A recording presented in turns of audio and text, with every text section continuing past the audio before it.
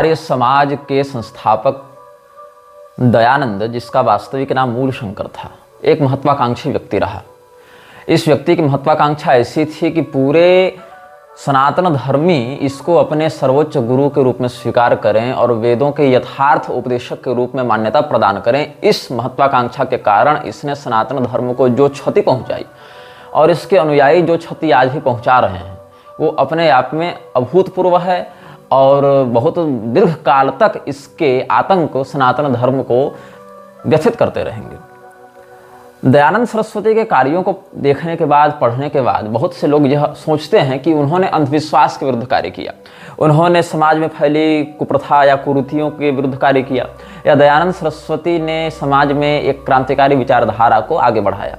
लेकिन ये वही लोग हैं जिन्हें दयानंद सरस्वती के पीछे के रहस्य को, दयानंद सरस्वती के उत्प्रेरणा को जानने में न रुचि है और न वो इस प्रकार के शोध में समर्थ हैं। मूलशंकर नाम का व्यक्ति बचपन में ही अपने अपुष्ट ज्ञान के कारण, नासमझी के कारण मूर्ति पूजा को एक अंधविश्वास समझ बैठा था। इस व्यक्ति में महत्वाकांक्षा थी अपने आप को योग्य, श्रेष्ठ और सम्मानित पद पर स्थापित करने की। और कुछ लोगों का मत है कि जो वास्तविक दयानंद सरस्वती था उसको अंग्रेजों ने गायब करवा दिया था और गुरु विरजानंद, जो अंधे दंडी सन्यासी थे, उनके पास अपने किसी एजेंट को भेजा था। यद्यपि इस बात का कोई ठोस प्रमाण उपलब्ध नहीं होता है कि दयानंद असली वाले को गायब करवा दिया गया और दूसरे किसी नकली व्यक्ति को दयानंद बनाकर भेजा गया था। इसका कोई ठोस प्रमाण कम से कम मेरे पास तो नहीं है। इसीलिए हम ये मानकर चलेंगे कि दयानंद सरस्वती एक ही था, वास्तविक था, और उसने ही जो किया सब का उत्तरदायी उसे ही समझा जाना चाहिए। तो हुआ ऐसा, दयानंद सरस्वती का जो कार्यकाल है प्रधानता से वो है 19वीं शताब्दी का उत्तरार्ध।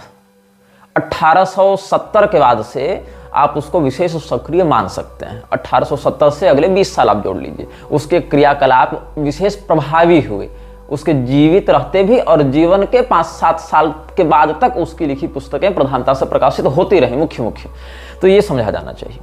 तो दयानंद सरस्वती ने जो सत्यार्थ प्रकाश लिखी, जो एक प्रकार से सिग्मा लिटरेचर माना जाता है आर्य समाज के सैद्धांतिक स्तंभ के रूप में, सत्यार्थ प्रकाश का पूरा प्रकाशन दयानंद सरस्वती के जीवन काल में नहीं हुआ था।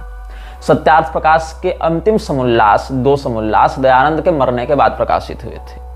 तो इसमें यह संभावना बिल्कुल हो सकती है और मेरी दृष्टि में है भी कि दयानंद ने जो सत्यार्थ प्रकाश लिखी थी, उस सत्यार्थ प्रकाश में बाद में बहुत सी ऐसी बातों को डाला गया जो दयानंद के भी विचारों के विरुद्ध थे। अब इसमें युधिष्ठिर मीमांसक जैसे कुछ लोगों ने कुछ पत्रावलियों का संदर्भ देते हुए यह भाव प्रस्तुत किया है कि नहीं, दयानंद के जीवित रहते ही दयानंद सरस्वती ने पूरी सत्यार्थ प्रकाश लिखी थी, लेकिन प्रेस वालों की गलती, प्रेस वालों की असावधानी के कारण जो अंतिम 2 समोल्लास थे वो नहीं छप पाए थे, जिसमें ईसाईयत और इस्लाम के विरुद्ध उसने लिखा है, वो नहीं छप पाए थे। लेकिन ये चिंतनीय है कि अगर दयानंद सरस्वती ने 2 समोल्लास पहले ही लिख लिए थे तो उसको मूल सत्यार्थ प्रकाश के साथ भी प्रकाशित कराया जा सकता था। लेकिन दयानंद या फिर कम से कम ये कह देता कि हमारे जो अंतिम 2 समोल्लास हैं उसको हम स्वतंत्र किसी अन्य पुस्तक के रूप में प्रकाशित करेंगे, लेकिन सत्यार्थ प्रकाश में ही उसको डाला गया, दयानंद के मरने के बाद डाला गया, अंतिम 2 समोल्लास जोड़े गए। अच्छा, ये हो सकता है, समझ लो युधिष्ठिर मीमांसक की बातों को देखते हुए, कि जो सत्यार्थ प्रकाश में वर्णित बातें हैं जितनी लिखी जाती रही उतनी छपती रही। मतलब जब पहला, दूसरा, तीसरा, चौथा, 5वां समोल्लास से सब लिखा गया वो छपा, फिर बाद वाले लिखे गए तो छपने के लिए भेजा गया, उससे पहले ही दयानंद की मृत्यु हो चुकी थी। तो ये बताओ कि अंतिम समोल्लास तो चलो ठीक है, जो लोग ये कहते हैं कि वाल्मीकि जी ने उत्तरकांड नहीं लिखा, उत्तरकांड बाद में किसी ने जोड़ दिया अंत में, ऐसे आर्य समाजी स्वयं दयानंद सरस्वती के मरने के बाद 13वां और 14वां समोल्लास छाप रहे हैं और उसके बाद ये मानने के लिए हमें विवश करने के लिए प्रयत्नशील है कि नहीं, ये तो असली दयानंद ने ही लिखा था, इसको तो केवल प्रकाशित बाद में किया गया, लेकिन लिखा दयानंद ने था। मतलब इनके लिए हमारे जो मान्य धर्मशास्त्र हैं वो प्रक्षिप्त हैं, वो मिलावटी हैं। लेकिन सत्यार्थ प्रकाश चाहे दयानंद के जिंदा रहते छपे, चाहे बाद में छपे, चाहे दूसरे भाव में छपे, चाहे उसमें अध्याय जोड़ दिए जाए, घटा दिए जाए, सब दयानंद का वास्तविक होता है। यही इन लोगों की मूर्खता है। तो अगर मान लो कि बाद में भी जोड़कर छापा गया लेकिन वास्तविक रचनाकार दयानंद ही था, तो पहले के संस्करण में जो बातें छप चुकी थी, सैद्धांतिक बातें, टाइपिंग मिस्टेक तो खैर बदले जाते हैं, टाइपिंग मिस्टेक में तो उतना हम लोग भी सुधार करते हैं अपनी पुस्तकों में, पढ़ते पढ़ते ध्यान है, करें यहाँ तो ये टाइपिंग मिस्टेक है, इसको अगले संस्करण में सुधार लेंगे। लेकिन जो आधारभूत सिद्धांत ही लिखा गया है श्राद्ध प्रकरण इत्यादि में या अन्य जो विषय हैं उसमें, उन समस्त प्रकरणों को भी क्यों बदला जाने लगा? तो क्या ऐसा हुआ कि दयानंद ने पहले एक सत्यार्थ प्रकाश लिखी, आप फर्स्ट एडिशन की समीक्षा करेंगे, उसकी पीडीएफ भी उपलब्ध है, तो प्रथम संस्करण में जो बातें हैं हो सकता है पूर्णतया न समाविष्ट हो सके, इसीलिए आगे फिर अन्य अनुवाद, अन्य समोल्लासों को दयानंद के मरने के बाद उसमें प्रकाशित किया गया। हो सकता है दयानंद ने लिख दिया हो पहले, लेकिन प्रकाशित बाद में किया गया। तो फिर ये बताओ कि उसमें जो बातें पहले छप चुकी थी उनको बिना बदले तुम दूसरे भागों को जोड़ते ना, तुम प्रथम संस्करण के भागों को भी बदल रहे हो, उसमें वर्णित बातों में भी परिवर्तन कर रहे हो। मतलब क्या है? मतलब ये है कि सत्यार्थ प्रकाश जैसे लौकिक पुस्तक में भी तुम्हारे कथित महर्षि की सिद्धांत निष्ठा नहीं है।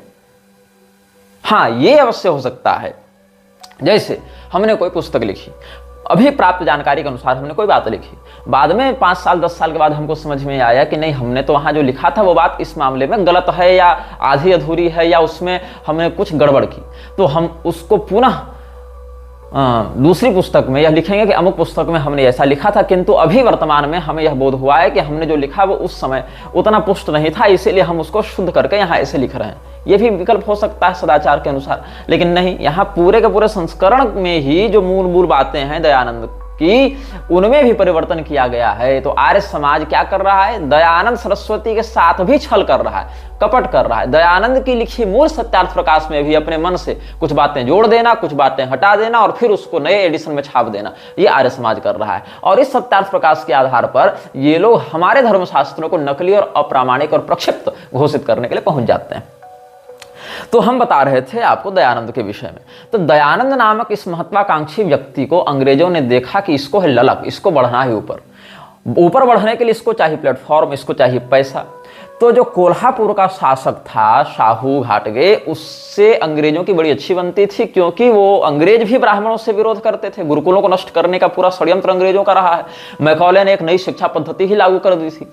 तो गुरुकुलों को नष्ट कब किया जाएगा? जब ब्राह्मणों का वर्चस्व समाप्त होगा। तो ब्राह्मणों का वर्चस्व समाप्त होगा, गुरुकुल नष्ट होंगे, तो ईसाइयत आगे बढ़ेगी। तो क्या हुआ कि दयानंद सरस्वती भी इसी विचारधारा का व्यक्ति था, उसको ब्राह्मणों से बड़ी घृणा थी, इसीलिए उसने जन्मना वर्णम व्यवस्था के आधार पर कर्मणा वर्णम व्यवस्था की वकालत करना प्रारंभ किया। और ये जितने अंग्रेज पोषित लोग हैं सारे कर्मणा के समर्थक हैं, चाहे तुम प्रभुपाद को देख लो, चाहे दयानंद को देख लो, चाहे और योगानंद इत्यादि को भी देख लो, ये सारे लोग जन्माधारित शास्त्र मर्यादित वर्णम व्यवस्था के विरोधी हैं। ये सारे लोग छद्म ईसाई के रूप में प्रस्तुत होते रहते हैं, जिसमें कई बार खुलेआम भी और कई बार छद्म रूप से भी इन्होंने इस प्रकार के भावों को व्यक्त किया है।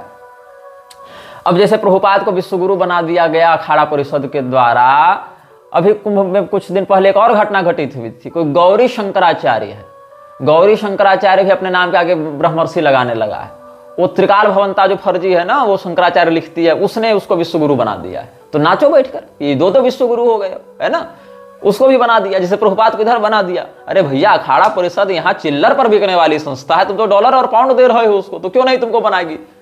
तुमको तो बाप बनाने के लिए अखाड़ा परिषद तैयार है, पैसा तो दो। फिर तो तुम ममता कुलकर्णी भी रहो तो तुमको आचार्य और धर्मगुरु और महामंडलेश्वर बना देगी वो लोग, अखाड़ा परिषद के लोग। तो जो विश्वगुरु वाली बात थी, प्रभुपाद को इन्होंने बना दिया। उसके बाद पता चल रहा है गौरी शंकराचार्य को किसी संस्था ने अखंड भारत रत्न दे दिया। भारत रत्न तो मिल नहीं रहा था, तो अखंड भारत रत्न के नाम से एक सम्मान दे दिया। और उस सम्मान का जो प्रमाण पत्र है उसको पढ़ोगे तो वहां भारत का जो स्पेलिंग है, उसकी जो वर्तनी है, BHARAT नहीं है,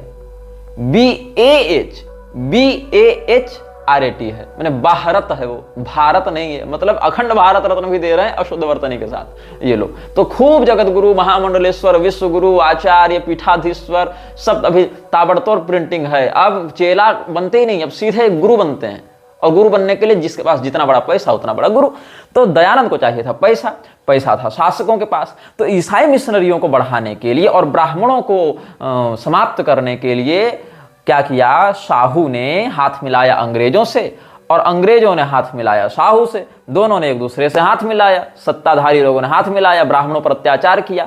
अब ब्राह्मणों के ऊपर सीधे सीधे अगर हम अटैक करेंगे तो हिंदुओं का समुदाय हमारे विरुद्ध हो सकता है, इसलिए हिंदुओं को दो भागों में बांटा। हिंदुओं का सर्वमान्य स्वतः प्रमाण्य ग्रंथ है वेद, तो वहां से पकड़ा वेद को, और दयानंद सरस्वती को कोल्हापुर के शासक ने स्पॉन्सर किया, और दयानंद सरस्वती और के आर्य समाज और उधर वामपंथियों के सत्यशोधक समाज दोनों को जोड़ दिया। इसका प्रमाण आपको रॉबर्टसन को जो साहू ने चिट्ठी लिखी थी 1918 ईस्वी में, उसमें इसका प्रमाण आपको प्राप्त हो जाएगा, जो पिछले अनुभाग में हमने पढ़कर सुनाया भी है कि कैसे उसने सत्यशोधक समाज और आर्य समाज दोनों को साथ में मिलाया और खूब पैसा दिया इन लोगों को। तो ये तो बाद की बात हुई, इससे पहले की बात, ये तो दयानंद के बाद 1918 में ऐसा हुआ, लेकिन उससे पहले की बात क्या हुई थी? उससे पहले की बात यह हुई थी कि दयानंद गया विरजानंद के पास। विरजानंद कौन थे? विरजानंद एक दंडी सन्यासी थे, लेकिन समस्या क्या है, ये अपने समय के रामभद्राचार्य थे। आता जाता कुछ नहीं था, लेकिन बोलना हर विषय पर है, यही जान लो, रामभद्राचार्य के समान। जबकि पतित को, अंधे को, नपुंसक को और विकल व्यक्ति को दंड संन्यास निषिद्ध है, लेकिन इसने दंड संन्यास ले रखा था। अपने नाम के आगे विरजानंद सरस्वती थे, तो दयानंद सरस्वती इसके पास गया, उसमें तो मूल शंकर था। दोनों बैठे। अब गुरु अगर सच्चा भी हो तो उसको क्या पता कौन आ रहा है, किसके द्वारा भेजा गया हो, उसको तो ऐसे भी कोई सेवक चाहिए था सेवा करने के लिए, तो दयानंद रहने लगा उसके साथ। अब नेत्रहीन लोगों के साथ क्या बात होती है कि अगर भगवान या किसी भी अंग से कोई अगर विकल हो, कोई विकलांग हो, तो क्या होती है, किसी एक अंग को अगर प्रकृति क्षीण करती है तो किसी दूसरे अंग में उसकी ऊर्जा को समाविष्ट कर देती है। जैसे कोई व्यक्ति अगर बहरा है तो देखी हुई बातों को बहुत अच्छे से याद कर सकता है, पढ़ी हुई बातों को बहुत अच्छे से याद कर सकता है। कोई अंधा है तो सुनी हुई बातों को बहुत अच्छे से याद कर लेता है, क्योंकि आंख वाला डाटा जो दिमाग में जा रहा है वो तो खत्म हो गया ना, अब केवल डाटा तो कान से जा रहा है, तो सिंगल सिग्नल से चैनल से सिग्नल आ रहा है तो पूरा याद रह जाता है उसको। तो इसीलिए विरजानंद को संस्कृत का अच्छा ज्ञान था।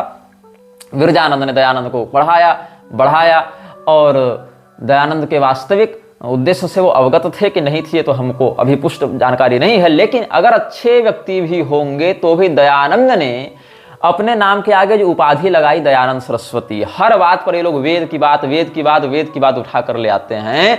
हमें ये बताओ कि दयानंद सरस्वती ने अपने नाम के आगे जो आनंद सरस्वती शब्द लगाया, आनंद सरस्वती शब्द का वेद में कहाँ प्रमाण है कि कोई सन्यासी अपनी परंपरा के आगे आनंद सरस्वती लगावे अपने नाम के आगे? ये कहाँ है वर्णन वेदों में? वेदों में वर्णन तो है, दशनामी परंपरा के अंतर्गत एक दंड संन्यास के अंतर्गत शंकराचार्य जी ने यह बढ़ाया है, लेकिन तुम तो शंकराचार्य जी के अनुयायी नहीं मानते हो ना स्वयं को। दयानंद सरस्वती ने क्या स्वयं को शंकराचार्य जी की परंपरा का माना? नहीं माना, लेकिन लगाया क्या? आनंद सरस्वती, ताकि लोगों में प्रभाव जमे। आनंद सरस्वती और इंद्र सरस्वती ये दोनों परंपरा दशनामी के सरस्वती परंपरा में आते हैं, ऐसा शक्ति संगम तंत्र का छिन्नमस्ता खंड का वर्णन मत है। लेकिन क्या तुम शक्ति संगम तंत्र को प्रामाणिक मानते हो? तंत्र आगम इत्यादि को आर्य समाज तो प्रामाणिक नहीं मान रहा, लेकिन शक्ति संगम तंत्र में वर्णित आनंद सरस्वती परंपरा को ये उठाकर अपने में लगा लिया। और वेदों को ये कितना मानते हैं? ऋग यजुः साम अथर्व की केवल मंत्र संहिता को, उसमें भी ये लोग तो अब अथर्व वेद को भी नहीं मान रहे हैं। मुझे एक आर्य समाजी का मिला था लेख, जिसमें वो कह रहा है कि अथर्व वेद भी वास्तविक वेद नहीं है, वो तो तंत्र मिश्रित वेद है, असली वेद तो ऋग यजुः साम ही है बस। उसमें भी केवल संहिता भाग, मंत्र भाग केवल, ब्राह्मण भाग नहीं। उसमें भी यजुर्वेद में केवल शुक्ल यजुर्वेद, कृष्ण नहीं, मतलब ये भी वेद को पूरा नहीं मानते। जबकि मंत्र ब्राह्मणयोर वेद नामधेयम्, मंत्र भाग और ब्राह्मण भाग दोनों को मिलाकर वेद संपूर्ण होते हैं। तो ये लोग जो वेद से प्रमाण दो, वेद से दिखाओ, वेद में कहाँ लिखा, ऐसा उद्घोष करते रहते हैं। तो वेद में कहाँ है? तुम्हारे द्वारा जिस वेद को मान्यता दी गई है कि ऋग्वेद का इतना ही मंडल, इतना ही सूक्त, इतना ही भाग हम वेद के रूप में मान्यता देंगे, उसमें कहाँ है? शुक्ल यजुर्वेद में कहाँ है? सामवेद में कहाँ है? अथर्व की जिस संहिता को तुम मानते हो उसमें कहाँ है कि आनंद सरस्वती लगाए व्यक्ति अपने नाम के आगे संन्यास लेने के बाद? वहां से तो तुम दिखा नहीं सकते हो। संन्यास इत्यादि का वर्णन संन्यासोपनिषद, नारद परिव्राजकोपनिषद, शुक्रहस्योपनिषद इत्यादि में प्राप्त होगा, परमहंस परिव्राजकोपनिषद इत्यादि में प्राप्त होगा, रुद्राक्ष जाबालोपनिषद, जाबाल रहस्योपनिषद, ये सब में प्राप्त होगा। उन सब उपनिषदों को तो तुम प्रामाणिक भी नहीं मानते हो, वेद ही नहीं मानते हो। तो तुम्हारी खुद की जो दयानंद सरस्वती का नाम वाला भी विषय है वो भी पुष्ट नहीं हो पाता। अस्तु, अब हम आगे बात करेंगे सत्यार्थ प्रकाश में जो बातें कही गई हैं, वो बातें इसके दिमाग में आई कहां से। तो इसके विषय में मैं बता रहा हूं। जॉन मूर नाम के एक विदेशी ने एक पुस्तक लिखी थी, नाम था मत परीक्षा। तो मत परीक्षा जो है वो जॉन मूर ने 1839-40 में ही लिख दी थी, दयानंद के लॉन्च होने से पहले ही लिख दी थी। तो क्या हुआ, रुडोल्फ जो था, फादर रुडोल्फ मिशनरी एजेंट था, उसने लुधियाना से प्रकाशित करवाया था। जॉन मूर की पुस्तक का नाम था मत परीक्षा। पहले वो संस्कृत में भी छपी थी, फिर हिंदी में भी छपी, अंग्रेजी इत्यादि में भी छपी। तो क्या हुआ, जो मत परीक्षा है उसको हमने पढ़ा और उसमें बहुत कुछ बातें ऐसी हैं जो कि पढ़ेंगे आप तो आप आश्चर्यचकित तो हो जाएंगे। उसमें एक भाग मैं आपको पढ़कर सुनाता हूँ, एक अंश। इसमें सत्यार्थी नामक एक व्यक्ति का संवाद है। सत्यार्थी नामक एक व्यक्ति सत्य की खोज में जाता है, फिर वो गुरु शिष्य का संवाद देखता है तो उसी को नोट करता है। ऐसी एक काल्पनिक बात लिखते हुए इन्होंने बातों को आगे बढ़ाया अंग्रेजों ने। तो मत परीक्षा का उद्देश्य क्या था, सनातन धर्म को खंडित करते हुए ईसाइयत को श्रेष्ठ बताकर उसकी स्थापना करना। ये किसका उद्देश्य था, मत परीक्षा नामक पुस्तक का उद्देश्य था, जो जॉन मुइर ने लिखी थी। तो मत परीक्षा से मैं आपको 3-4 श्लोक पढ़कर सुनाता हूं अभी। शिष्य क्या कहता है, शिष्य उवाच शास्त्रोक्तान्यवताराणि भवता कृत्रिमानि यत् मतानि तत्र को हेतु रीतिमाम वक्तुम अर्हसि। तो गुरु क्या कहता है, गुरु रुवाच अनिश्चिता यथा प्रायः पुराणस्थाः कथा समाः तथा विष्णुअवताराणाम् अपि वार्ता अनिश्चिता। कस्मिन् काले अवताराणां प्रादुर्भावो भवच्छितौ कस्मिन् काले च तद्वार्ता पुस्तकेषु समार्प्यत कस्मिन् काले च लोकास्तत्कथां मंतुं प्रचक्रिरे इत्यत्र विषये तत्त्वं विनिर्णेतुं न शक्नुमः। मयोक्ता दिदृशात् शिष्यावताराणामनिश्चयात् नाहिमः होना चाहिए ना, नाहिमः बहुत पुरानी प्रति है ना, नाहिमः प्रत्ययम कर्तुम तच्चरित्रेषु करेजित। इसलिए ऊपर समाप्यति होना चाहिए। वहाँ ऊपर में लिथोप्रेस से छपती थी ना उस समय, पत्थर से छपाई होती थी, पत्थर के प्लेटिंग बनते थे तो उस समय लिथोप्रेस से छपती थी ये सब पुस्तकें। तो उसमें जो ह्रस्वई है दीर्घई है ये सब में कुछ व्यतिक्रम हो जाता था। नाहिमः प्रत्ययम कर्तुम तच्चरित्रेषु करेजित। अर्थ क्या है, अर्थ सुनकर क्या लगेगा, जैसे अगर कोई संस्कृत में सब श्लोक बतावे तो आपको लगेगा कि किसी शास्त्रीय धर्म ग्रंथ से ये सब बताए जा रहे हैं, लेकिन नहीं। 1840 ईस्वी में जॉन मूर ने जो मत परीक्षा नामक पुस्तक लिखी थी उसमें से हम ये आपको पढ़कर बता रहे हैं। इसमें शिष्य ने अपने गुरु से पूछा है कि आपने जो शास्त्रों में भगवान विष्णु के अवतारों को मनगढ़ंत बताया है उसके पीछे क्या कारण है। क्योंकि ईश्वर त्रिविध रूप में प्रतिभासित होता है, पिता पुत्र और आत्मा, मतलब सदात्मा, मतलब heavenly father and his son and the Holi spirit. ये तीनों की बात जो ईसाई कहते हैं उसी बात को सिद्ध करने के लिए जॉन मूर ने मत परीक्षा लिखी थी। इसमें इसने कहा कि हम पुराणों को प्रमाण नहीं मानते और हम भगवान विष्णु के अवतारों को भी प्रामाणिक नहीं मानते, मनगढ़ंत मानते हैं। तो शिष्य ने पूछा कि शास्त्रों में वर्णित अवतारों को आप कृत्रिम कहते हैं, आप मनगढ़ंत बोलते हैं, इसके पीछे क्या कारण है। तो गुरु क्या समझाता है, ये सब काल्पनिक बातें इसने लिखी हैं। गुरु क्या समझाता है कि पुराणों की कथाएं अनिश्चित हैं, उसी प्रकार विष्णु के जो अवतार कहे गए हैं उनका चरित्र भी निश्चित नहीं है। किस काल में वे अवतार धरती पर अवतरित हुए, किस काल में उनका चरित्र ग्रंथों में लिखा गया, इसका कोई ठौर ठिकाना नहीं है। किस काल में लोग उनकी कथाओं को मानने लगे, इस विषय में भी हम निर्णय नहीं ले सकते हैं। इसलिए हे शिष्य, मैंने जो इस प्रकार अवतारों के बारे में अनिश्चितता बताई है इस कारण से उनके चरित्र पर हम विश्वास नहीं कर सकते। अब देखो, दयानंद से लेके आज तक के जितने नास्तिक, वामपंथी, अंबेडकर, ये सब जितने हुए हैं, ये जितने लोग हमारे धर्मशास्त्रों पर आघात करते हैं, उनका आधार कौन था, यही जॉन मूर की मत परीक्षा का सत्यार्थी था। तो संस्कृत में क्यों लिखा इसने, क्योंकि एक और भारत की जनता संस्कृत से अनभिज्ञ हो जाए, इस प्रकार का षड्यंत्र ये कर रहे थे। दूसरे, बाद में जब ये लोग संस्कृत पढ़ेंगे तो इन पुस्तकों को संस्कृत में लिखा जानकर प्रामाणिक समझेंगे। संस्कृत में अगर हम कोई अपशब्द भी लिख दें तो लोग जो संस्कृत नहीं जानते उनको तो वो मंत्र ही प्रतीत होगा।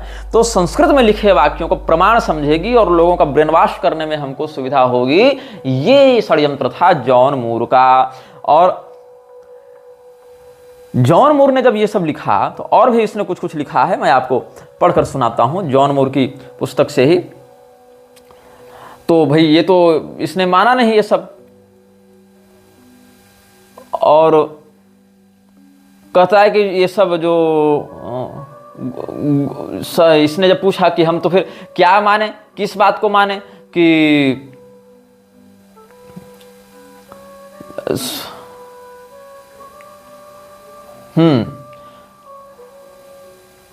प्रमाण विषय यद्यत् संक्षेपात् भवतोदितम गुरु मद्बोधनार्थम तद विस्तरण प्रपंचय, ये सब कहते हुए आगे बढ़ा है।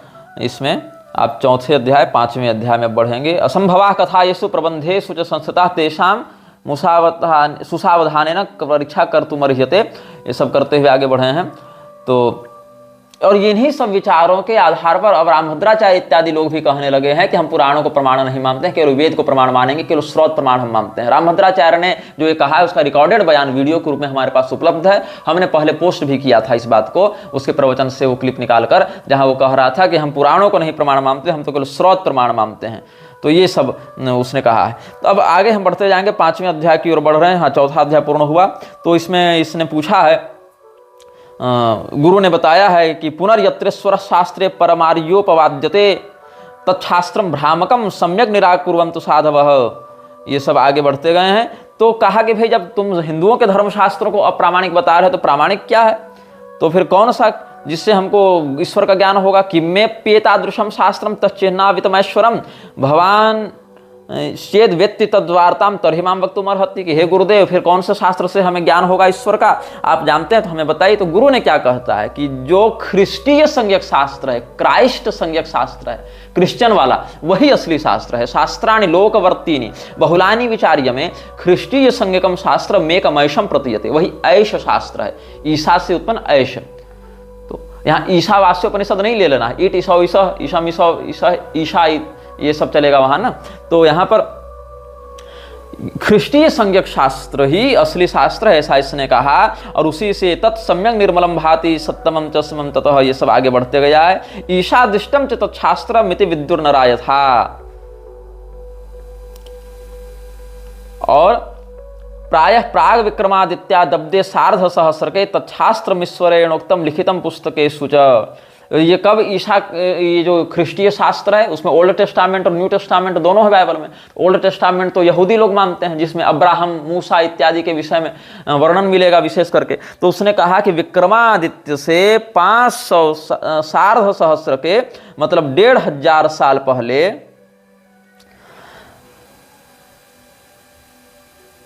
अब्दे सार्ध सहस्र के, यहाँ स का जो है सार्ध शब्द का है, मतलब सहस्त्र और उसका और आधा। तो सार्ध सहस्त्र का अर्थ हमको 1500 लग रहा है। तो 1500 साल पहले यहूदियों के देश में, जो भारत से पश्चिम में है, उसमें इस शास्त्र का अवतरण हुआ था। प्रायः प्राग विक्रमादित्या दब्दे सार्ध सहस्र के तच्छास्त्रमीश्वरेणोक्तम लिखितम पुस्तकेषु च, ये सब कहते गया है आगे। और दयालु ऋष पुत्र स येशु ख्रिस्ट इति स्मृतः, उसने क्या किया? मनुष्य का रूप धारण किया ईश्वर के पुत्र ने, और दंड से बचाने के लिए, उनको पाप से बचाकर सन्मार्ग की ओर ले जाने के लिए अपने आश्चर्यजनक कर्मों से अपनी महिमा को प्रदर्शित करते हुए वो अवतरित हुआ ईश्वर का पुत्र। दयालु ऋष पुत्र स येशु ख्रिस्ट इति स्मृतः नृजाति मंघसाम दंडान नृजातिम अंधसाम दंडान मोचनार्थम अवातरत, ये इसमें कहना चाह रहा है। तो ये सब जो है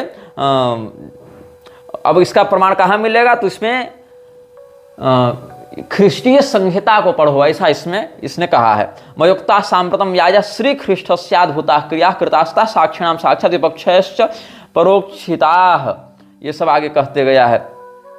इसीलिए जो बाइबल है वो अखंड है। इसका कहना है कि बाइबल के सिद्धांत का, ख्रिस्टीय शास्त्र के सिद्धांत का कोई खंडन नहीं कर सकता है।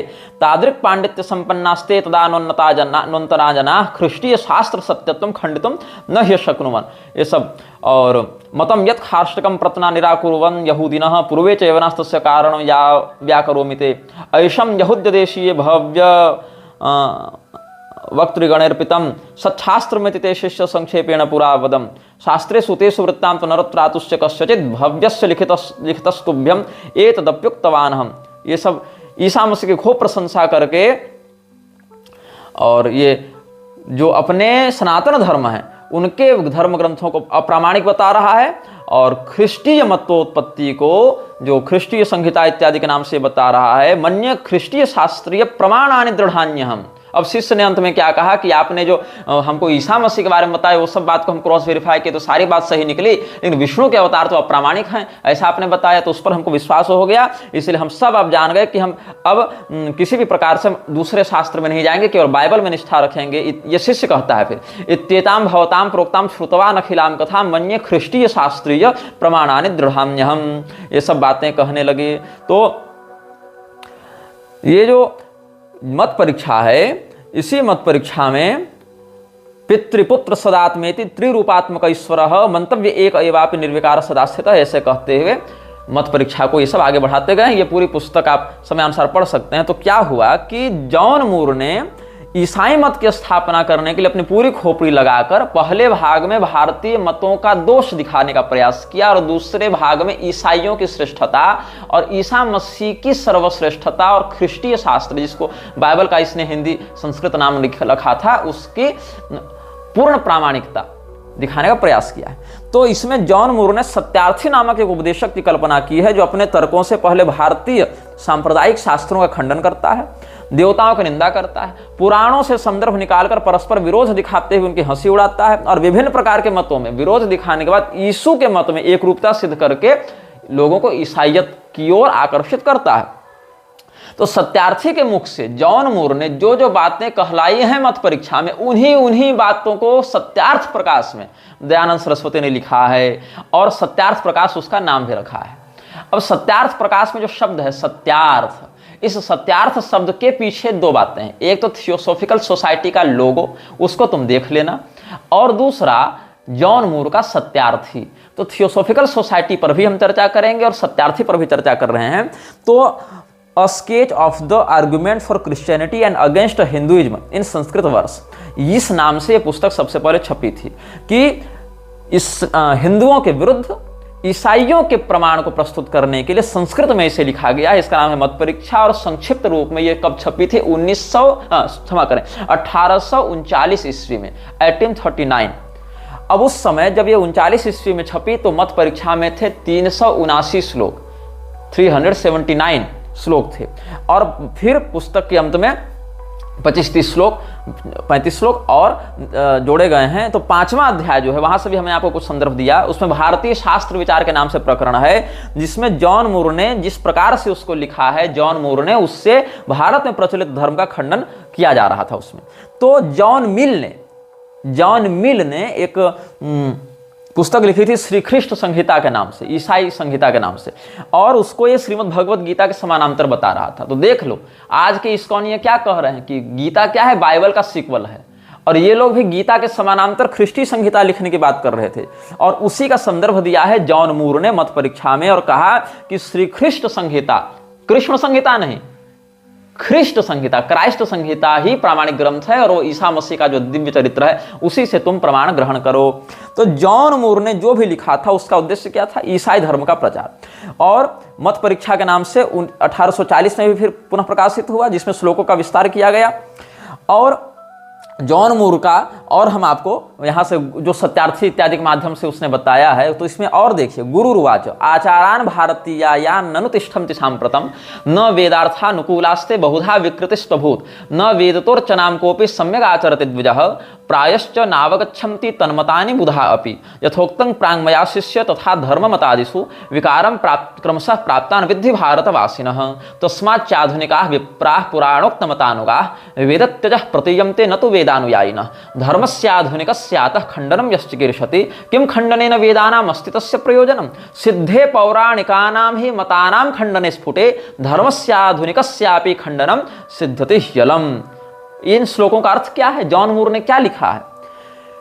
गुरु के माध्यम, गुरु और शिष्य का संवाद उसने कल्पित किया है ना, सत्यार्थी उपदेशक के माध्यम से। तो उसमें क्या लिखता है कि आजकल भारत के लोग जिस आचार का पालन करते हैं वो वेद के अर्थ के अनुकूल नहीं है, वे अनेक रूपों में विकृत हो गए हैं। आजकल कोई ब्राह्मण वेद के अनुसार भली भांति अर्चना नहीं करते हैं। मतलब उस समय जॉन मूर क्या कह रहा है कि यहाँ के ब्राह्मण वेद के अनुसार काम नहीं करते हैं। उस समय के ब्राह्मण मतलब इसके लिए वेदज्ञ नहीं थे, लेकिन जॉन मूर बता रहा है कि हम बताएंगे वेद क्या है। अच्छा सुनो, प्रायः विद्वान भी वेद के मत को नहीं जानते हैं, ठीक है। हे शिष्य, जैसा कि मैंने पहले कहा कि धर्म और मतों में भारत के लोगों को विकृत माने, मतलब भारत के लोग धर्म और संप्रदाय के विषय नहीं जानते। विकारः क्रमशः प्राप्तान विद्धि भारतवासिनः कस्मिन् विकारम प्राप्तान धर्म मतादिषु। इसीलिए आजकल के ब्राह्मण पुराणों के अनुयायी हो गए, वेद को नहीं जानते हैं, ऐसा इसने दावा किया। तस्मात् चाधुनिका विप्राः पुराणोक्त मतानुगाः वेदत्यजः प्रतीयन्ते न तो वेदानुयायिनः धर्मस्य आधुनिकस्यातः खण्डनं यश्चिकीर्षसि। इसीलिए वर्तमान में आधुनिक ब्राह्मण पुराणों के मतों के अनुयायी हैं, जो वेदों का परित्याग करने वाले प्रतीत होते हैं, वे वेद के अनुयायी नहीं हैं। अतः वर्तमान में प्रचलित धर्म का खंडन करने की इच्छा जो करते हैं उन्हें वेदों के मतों का खंडन करने की आवश्यकता नहीं है। पौराणिकों का मत यदि खंडित हो जाता है तो आधुनिकों का मत भी खंडित हो जाएगा, जो कि पर्याप्त है। सिद्धे पौराणिका नाम ही मतानाम खंडन स्फुटे धर्मस्य आधुनिकस्यापि खंडनम सिद्धति ह्यलम। तो भारत में ईसाई मत के प्रचार के लिए पौराणिक मतों का खंडन कर देना ही जॉन मूर का उद्देश्य था। स्पष्ट कहता है कि यदि हम पौराणिकों का मत खंडित कर देते हैं तो वेद का खंडन करने की आवश्यकता नहीं रहेगी, क्योंकि वेद को तो लोग जान नहीं रहे अधिक। अच्छा, वेदाधिकार सबके पास है भी नहीं, वेद तो क्रमशः परंपरा प्राप्त ग्रंथ हैं। तो अगर पौराणिक मत के ही माध्यम से हिंदू धर्म आगे बढ़ रहा है, लोग अधिकाधिक, क्योंकि स्त्री शूद्र द्विज बंधु नाम त्रयी न श्रुति गोचरा, स्त्री शूद्र और पतित ब्राह्मण क्षत्रिय वैश्य आदि तो वेदाधिकार रखते नहीं, इसीलिए वो वेद ज्ञान से रहित हैं। तो उनको वेद कैसे प्राप्त होगा? तो उनको वेद प्राप्त होगा पुराणों से। वेद का जो मर्म है, ज्ञान है, वो पुराणों से प्राप्त होगा। इसीलिए अगर हम पुराणों को ही खंडित कर देते हैं सीधे सीधे, तो वो एक बहुत बड़ा वर्ग सीधे सीधे वेद के भी ज्ञान से रहित हो जाएगा, और बाकी पुराण के खंडन से हम सीधे वेद के मत का भी खंडन कर देंगे। इसीलिए अलग से वेद के खंडन की आवश्यकता नहीं है, केवल पौराणिक मत पर प्रहार करो, पुराणों पर चोट करो। इससे क्या होगा कि वेद भी स्वतः खंडित होने लग जाएंगे।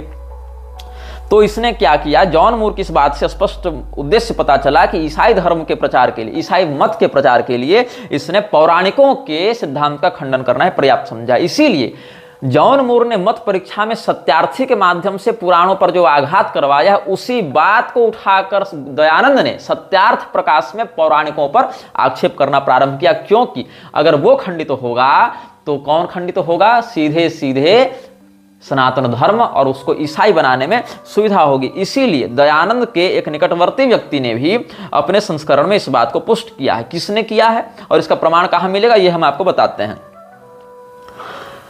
दयानंद का एक परिचित प्रोफेसर था रुडोल्फ हॉर्नले। तो रुडोल्फ हॉर्नले ने, अच्छा फादर रुडोल्फ ने लुधियाना से जॉन मूर की पुस्तकों का प्रकाशन भी करवाया था। तो ये जो रुडोल्फ है वो क्वींस कॉलेज बनारस का प्राध्यापक भी रहा है। तो उस समय दयानंद सरस्वती इत्यादि से भी इसकी भेंट हुई थी। तो इसने क्या लिखा था, आर्टिकल 15 एक उसने लिखा था दयानंद सरस्वती के ऊपर, जिसमें उसने लिखा है, Dayananda may possibly convince the Hindus that their modern Hinduism is altogether in opposition to the Vedas. If once they become thoroughly convinced of this radical error, they will no doubt abandon Hinduism at once. They cannot go back to the Vedic state that is dead and gone, and will never revive. Something more or less new must follow. We hope it may be Christianity. और replay ने believe it और not में लिखा था, जो pocket books incorporation से भी छपी है, न्यूयॉर्क से छपी है, उसके 26वें संस्करण के 14वें पृष्ठ में बिलीव इट और नॉट में रिप्ली ने लिखा है, the curse of India is the Hindu religion. More than 200 million people believe a monkey mixture of mythology that is strangling the nation. He who yearns for God in India soon loses his head as well as his heart. मतलब भारत में जो हिंदू धर्म है वही भारत का अभिशाप है. अंग्रेजों ने क्या सिद्ध किया भारत में कि हिंदू धर्म ही अभिशाप है भारत का. इसीलिए सत्य शोधक समाज हो चाहे आर्य समाज हो, इन्होंने सीधे सीधे हिंदू धर्म पर ही चोट करना आरंभ किया, चाहे वो वामपंथियों के माध्यम से हो चाहे आर्य समाज के माध्यम से हो. और क्या लिखा है रिप्ली ने, अंग्रेजों ने क्या बताया कि 200 मिलियन मतलब 20 करोड़ से अधिक हिंदू एक खिचड़ी मैथोलॉजी पर, एक उलझे हुए अंधविश्वासी मैथोलॉजी पर विश्वास करते हैं जो इस पूरे देश का गला घोंट रहा है. जो भारत में ईश्वर की खोज कर रहा है वो व्यक्ति शीघ्र ही अपना माथा और दिल दोनों गंवाएगा. मतलब इस प्रकार से इन्होंने हिंदुओं के प्रति नफरत का बीज बोया था, घृणा का बीज बोया था. और हिंदुओं को धर्मशास्त्र का ज्ञान कहां से मिल रहा था, तो सीधे सीधे ब्राह्मणों से प्राप्त हो रहा था, क्योंकि धर्मोपदेशक तो ब्राह्मण थे. इसीलिए ब्राह्मणों के विरुद्ध भी इन लोगों ने अत्याचार किया. तो रुडोल्फ ने जो बात कही थी उस बात को कहां पर आप प्रमाण के रूप में देख सकते हैं. इस बात को द क्रिश्चियन इंटेलिजेंस कलकत्ता से मार्च 1870 में छपी थी. क्रिश्चियन इंटेलिजेंस और आर्य समाज बाय लाजपत राय जो 1932 में छपी थी उसमें भी इसका संदर्भ दिया गया था. और वेस्टर्न इंडोलॉजिस्ट और स्टडी इन मोटिव्स, ये भगवत दत्त का लिखा हुआ था, भगवान दत्त का, उसमें भी ये बात छपी हुई है. तो द क्रिश्चियन इंटेलिजेंस में जो छपी थी कब, 1870 ईस्वी में. रुडोल्फ हॉर्नली ने क्या कहा था. अच्छा, रुडोल्फ ने मत परीक्षा का संस्करण छपवाया था हिंदी में 1868 ईस्वी में, 1868 में रुडोल्फ ने छपवाया जॉन मूर की पुस्तक मत परीक्षा. और 1870 में क्या कहता है ये रुडोल्फ होर्नली? दयानंद हिंदुओं के मन में यह बात भर देना चाहते हैं कि आज का हिंदू धर्म वैदिक हिंदू धर्म के पूर्णतया विपरीत है, और जब यह बात हिंदुओं के मन में बैठ जाएगी तो वे तुरंत हिंदू धर्म का त्याग कर देंगे। पर तब दयानंद के लिए उन्हें वैदिक स्थिति में वापस ले जाना संभव नहीं होगा। ऐसी स्थिति में हिंदुओं को एक विकल्प की खोज होगी जो उन्हें हिंदू से ईसाई धर्म की ओर ले जाएगी। ये बात किसने कही थी? प्रोफेसर रुडोल्फ ने कही थी। तो ये बात कब कही उसने?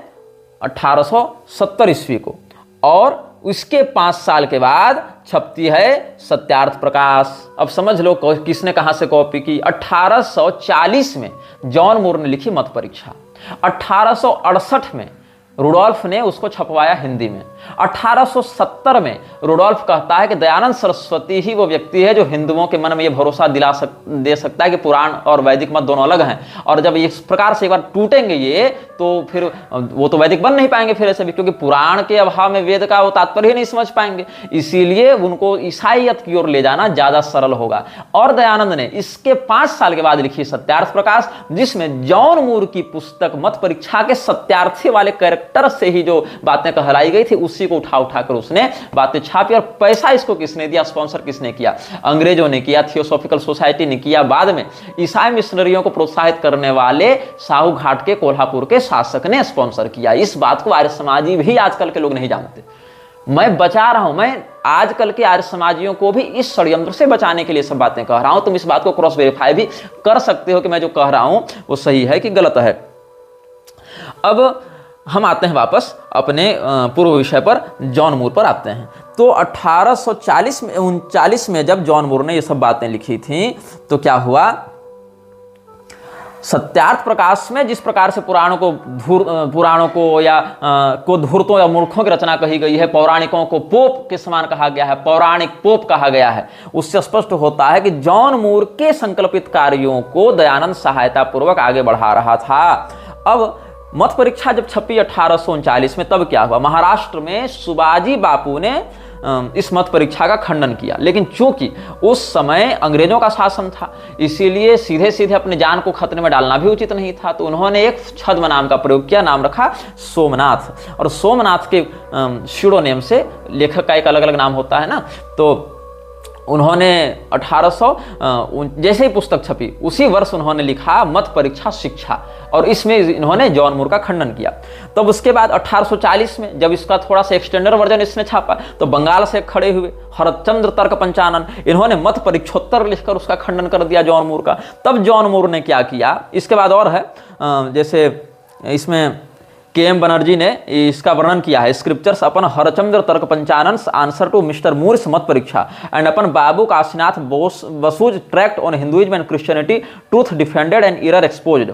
काशीनाथ बसु ने लिखा था, उसमें भी ये बात का वर्णन है।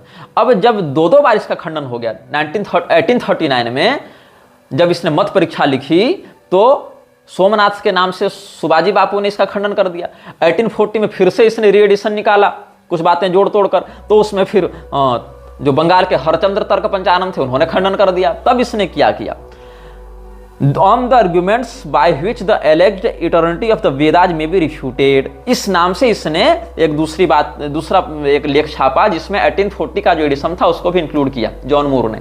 इसमें क्या इसने सिद्ध किया कि वेद जो है वो अपौरुषेय नहीं है। पुराण वाली बात तो चल नहीं रही थी, पहले तो वेदों का खंडन इसने किया नहीं था, पुराणों का खंडन किया केवल, तो पुराणों का खंडन का तो समुचित उत्तर मिल गया। तब ये कहा कि अब सीधे वेद पर ही आते हैं, तो वेदों का खंडन करने लगा जॉन मूर, वेदों की अपौरुषेयता का खंडन करने लगा। एक और ये वेदों को अप्रामाणिक बताते हुए खंडन करते जाते, दूसरी ओर मैक्स मुलर जैसे लोगों से वेद के अनर्थपूर्ण व्याख्या को आगे बढ़ाते जाते, ताकि अगर कोई व्यक्ति हमारी बात को ए वाली बात को मानकर कहता है, ए और बी दो पक्ष हो गए, एक पक्ष मानता है कि वेद अप्रामाणिक है, जॉन मूर वाला पक्ष, और दूसरा पक्ष मानता है कि वेद प्रामाणिक है, मैक्स मुलर वाला, लेकिन उसका अर्थ हम बताएंगे। तो क्या इसने किया?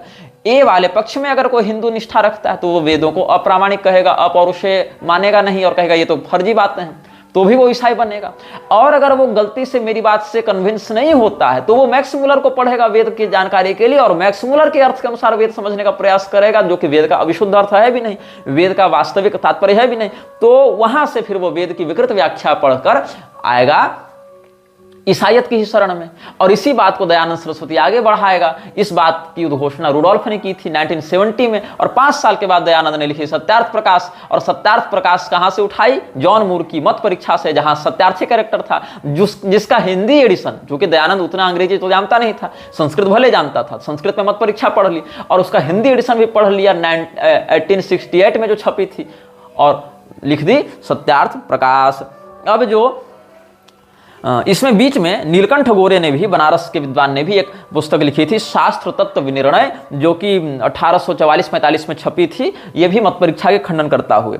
तो फिर धर्माधर्म परीक्षा पत्र नाम से प्रकाशित हुआ था 1861 में। वहाँ भी जो मत परीक्षा के तीसरे संस्करण के बाद लिखा गया था। बीच में 1857 के विद्रोह के कारण ये सब बातें पीछे जाने लगी थी। तो ये सब क्या हुआ कि 1839 से लेकर 1861 तक लगभग 20-22 सालों तक जॉन मूर की मत परीक्षा का इतना खंडन होता रहा। जॉन मूर के द्वारा पुराणों पर जो आक्षेप किए गए थे उसके विरुद्ध 4-5 पुस्तकें लिखी गई थी। फिर भी दयानंद ने थियोसॉफिकल सोसाइटी के साथ हाथ मिलाया। फिर भी दयानंद ने सत्यार्थ प्रकाश में सत्यार्थी के ही तर्कों को उठाकर लिखा और पुराणों को खंडित किया है। तो समझ लो कि हमें ईसाई बनाने का प्रयास कैसे किया गया है। 1981 में वियना से एक पुस्तक छपी थी, रिचर्ड यंग ने उसको लिखा था, resistance Hinduism Sanskrit sources of anti Christian apologetics in early 19th century India. वहां पर तुमको ये सारे के सारे खंडन मंडन के प्रमाण प्राप्त हो जाएंगे। तो तुम ये सोचो कि जॉन मूर ने जो षड्यंत्र किया और रुडोल्फ प्रोफेसर ने, जो प्रोफेसर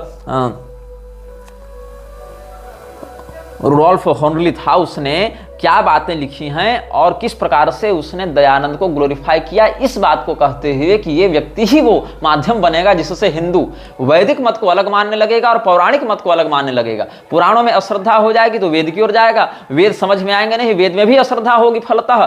जैसा कि ये लोग क्या करते हैं, जहां पर जो मंत्र इसके विरुद्ध जाए उसको अप्रामाणिक कह देते हैं। इस उपनिषद को ही हम प्रमाण नहीं मानेंगे, ये वेद का संहिता भाग ही प्रमाण नहीं मानेंगे, हम केवल इतना ही 4-10 अध्याय 20 अध्याय 40 अध्याय वेद मानेंगे, इतना ही मानेंगे, उसमें यही अर्थ मानेंगे जो दयानंद ने किया है। तो इस प्रकार वेद के भी अनर्थ में ये लोग लग जाएंगे और अंततः ईसाइयत की ओर बढ़ेंगे। यही कारण है कि लव जिहाद की मारी जितनी हिंदू लड़कियां घर से भागती हैं, उसको लेकर मुसलमान ईसाई कहां जाते हैं?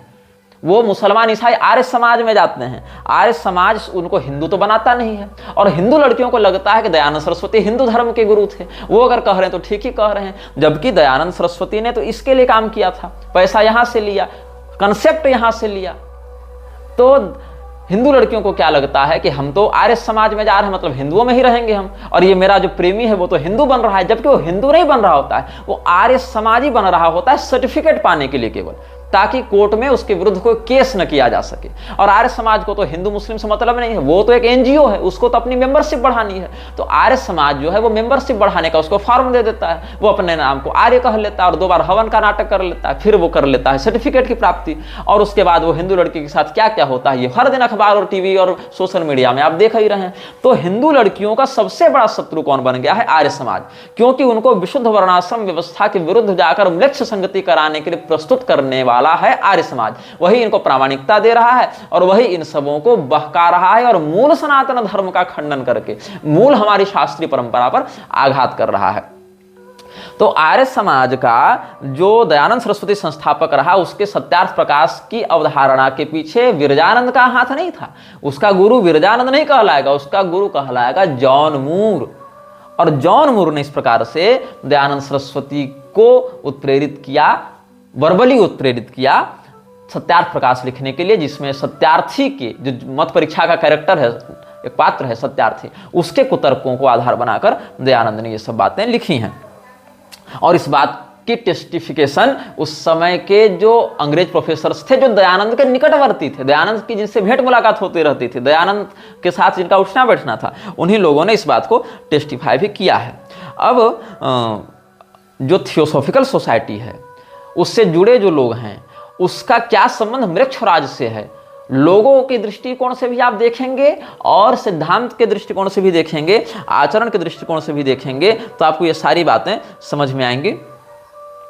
तो ये जो ग्रेट व्हाइट ब्रदरहुड था, the white lodge of brotherhood था, ये सब के विषय में भी हम आपको प्रमाण प्रस्तुत करेंगे और आपको हम बताएंगे कि कैसे इन्होंने एक दावा किया था कि हम तो वेदों की भाषा ही बदल देंगे। मतलब दयानंद सरस्वती जिस संस्था से जुड़ा हुआ था वो संस्था वेदों को संस्कृत में भी नहीं रखना चाहती थी, उसने अपनी एक अलग भाषा बनाई थी और उस भाषा को प्रामाणिकता देने के लिए कहाँ गए थे? ये गए थे श्रृंगेरी के शंकराचार्य के पास। तो श्रृंगेरी के शंकराचार्य का जो है वो इस प्रकार की संस्था से कैसे संबंध जुड़ा था, उसका परिणाम क्या हुआ। श्रृंगेरी के शंकराचार्य के ऊपर एक विषय और लगता है कि उन्होंने टीपू सुल्तान से मैसूर का जो उस समय था टीपू सुल्तान हैदर अली का लड़का, उससे सहायता मांगी थी, उसकी विजय के लिए यज्ञ इत्यादि किया था। उसके पीछे क्या घटनाक्रम था, इन सभी बातों पर भी हम आपको समयानुसार अवगत कराएंगे। आप मेरे प्रमाणों को कभी भी क्रॉस वेरीफाई कर सकते हैं। हम अपने सभी प्रमाणों का संदर्भ वीडियो में ही देते जाते हैं, पढ़कर पुस्तक का, संस्करण का, प्रकाशक का, ऑथर का नाम बताकर करते जाते हैं, देते जाते हैं। और हाँ, जिन बातों का प्रमाण इंटरनेट पर उपलब्ध नहीं है वो बातें हमारे पास पुस्तक के रूप में या अन्य स्रोतों के रूप में उपलब्ध हैं और कुछ बातें आध्यात्मिक साधनात्मक माध्यमों से भी प्राप्त होती हैं। इसीलिए पहले हम वक्तव्य निर्गत नहीं करते, पहले हम प्रमाण देखते हैं, प्रमाण समीक्षण करते हैं, प्रमाण पर चिंतन करते हैं और स्वयं संतुष्ट होने के बाद ही उन बातों को आप तक पहुंचाते हैं। यह वीडियो जल्द ही हटा दिया जा सकता है, कृपया थर्ड पार्टी ऐप्स का उपयोग करके डाउनलोड करें। आप इस वीडियो को अपने चैनल पर फिर से अपलोड भी कर सकते हैं।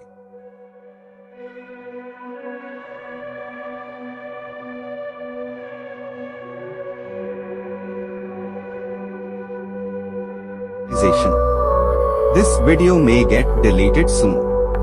Please download using third party apps. You may also re-upload this video on your channels. Thank you.